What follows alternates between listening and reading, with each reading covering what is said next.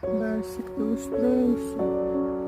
Ну такой грустный взгляд. Ну что с тобой случилось? На сегодня высота. Он покушал, попил свежей водички и устроился в коробку.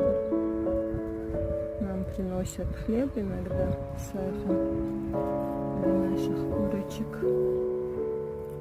Барсик, как бьет? Очень душно.